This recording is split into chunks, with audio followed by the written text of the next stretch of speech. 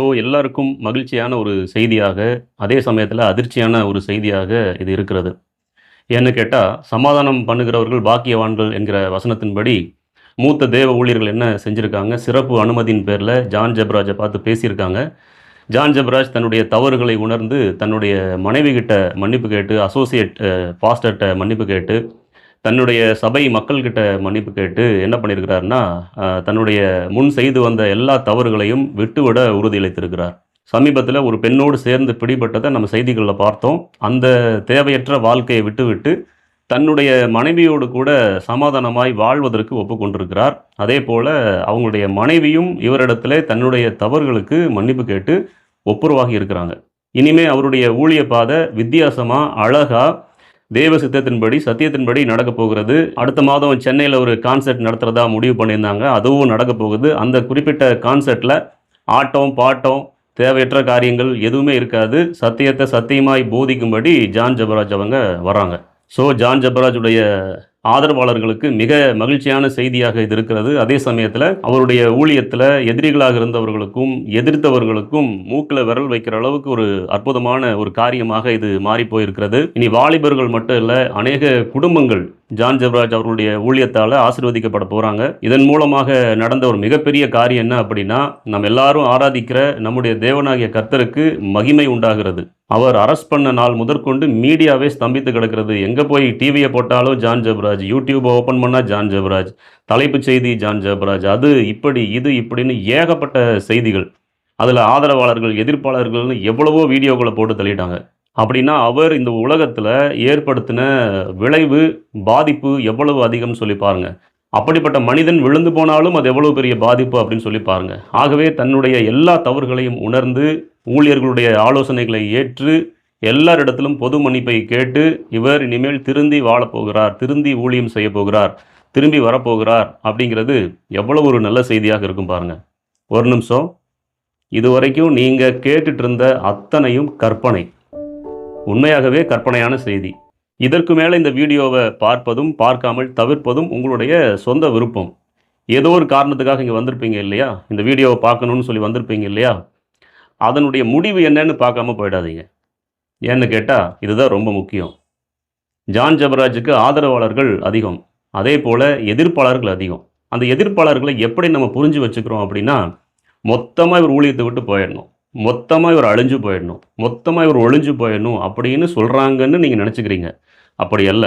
இப்போ முன்னால் சொல்லப்பட்ட செய்திகள் எல்லாம் உண்மையாக மாறும் என்றால், உங்களை போல மகிழ்ச்சி அடைகிறதுக்கு யாருமே கிடையாது. அதே சமயத்தில் எங்களை போன்ற நபர்களும் விரும்புகிறது அதுதான்.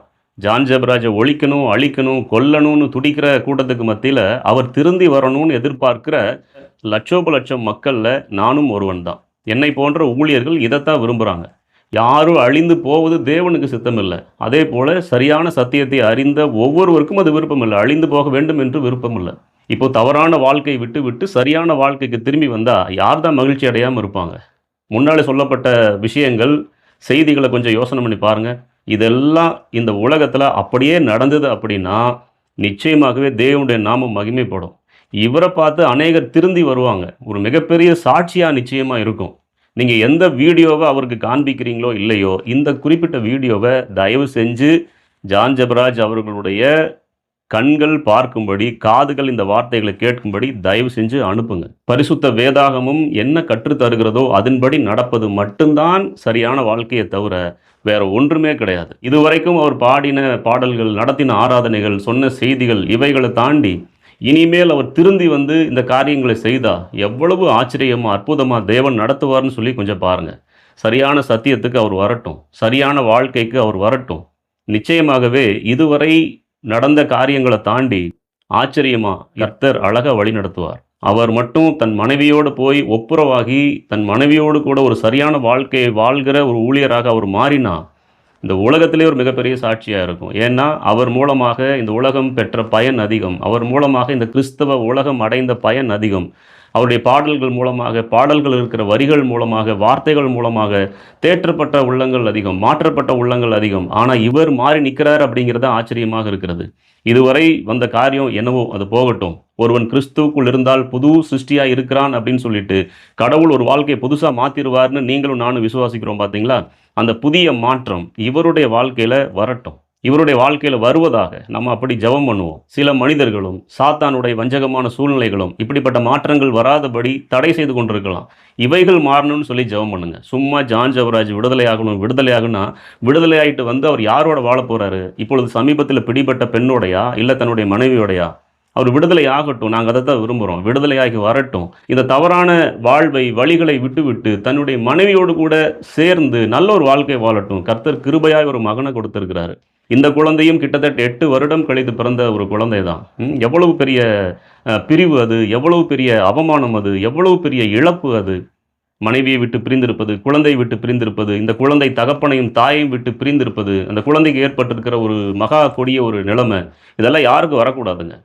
எங்கேயோ கண்காணாத இடத்துல பல சம்பவங்கள் நடந்துட்டு இருக்குது. ஆனா உலகம் அறிந்த மனிதனாகிய இந்த ஜான் ஜெபராஜ், இந்த சகோதரனாகிய ஜான் ஜெபராஜ், அவங்களுடைய வாழ்க்கையில எப்படிப்பட்ட சம்பவம் நேரிட்டது உண்மையாகவே அநேகருடைய நெஞ்சை உலுக்குகிற ஒன்றாக இருக்கிறது. இவைகள் எல்லாம் மாறட்டும்னு சொல்லி ஜெபம் பண்ணுங்க. இவர் தன்னுடைய மனைவியோடு கூட ஒப்புரவானார் அப்படின்னா, எவ்வளவு எதிர்ப்பாளர்கள் அப்படியே அவர் பக்கம் சாய்வாங்க தெரியுமா? எவ்வளவு பாவிகள் மனம் திரும்பி வருவாங்க தெரியுமா? எவ்வளவு பின்மாற்றத்துல போனவங்க திரும்ப வருவாங்க தெரியுமா? ச்சே! ஆண்டவர் இவருடைய வாழ்க்கையில இப்படி ஒரு மாற்றத்த கொண்டு வந்திருக்கும்போது, நான் மாற வேண்டியது எவ்வளோ அதிகம்னு சொல்லி வருவாங்க தெரியுமா? சும்மா சண்டை போட்டுட்டு, நீங்க திட்டாதீங்க, கல்லெடுத்து அடிக்காதீங்க, சொல்லெடுத்து அடிக்காதீங்க, கண்டித்து சில வார்த்தைகள பேசினா, சில வீடியோக்கள போட்டா, அப்படி செய்யாதீங்க, இப்படி செய்யாதீங்க, உங்களுக்கு பைபிள் தெரியுமா? அது தெரியுமா? இது தெரியுமா? உங்கள விட மோசமானவன் யாரும் இல்ல. இதை சொல்ற நீ பரிசுத்தவானா? அவர் மேல கல்லெடுத்து அடிக்கிறீங்களா? ஆண்டவர் விபச்சாரியை கூட ஏற்றுக்கொண்டார். அப்படி இப்படின்னு ஏகப்பட்ட பிரச்சனைகள், போராட்டங்கள் இந்த மீடியா உலகத்துல இன்னைக்கு நடந்துகிட்டு இருக்குது. ஆனா தேவன் விரும்புகிறது இதுதான். சரியான சத்தியத்தை நேசிக்கிறவர்கள் விரும்புகிறது இதுதான். அவர் திரும்பி வரட்டும், திருந்தி வரட்டும், தேவனுடைய நாமம் மகிமைப்படட்டும். இதற்காக முழங்கால் படியிட்டு நீங்க ஜெபிப்பீங்களா? உங்களால முடிஞ்சதை நீங்க செய்வீங்களா? தயவு செஞ்சு செய்யுங்க. தேவன் இதன் மூலமாக மகிமைப்படுவாராக. கர்த்தருடைய நாமத்துக்கு மகிமை உண்டாகட்டும். தொடர்ந்து நம்ம சரியான சத்திய பாதையில நடப்போம். மீண்டும் நல்லதொரு செய்தியோடு கூட சந்திப்போம். ஆமென்.